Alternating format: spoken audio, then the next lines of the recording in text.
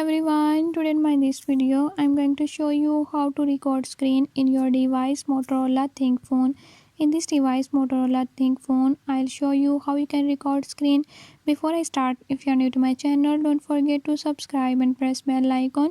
Watch complete video and learn how you can do it. Let's watch the video.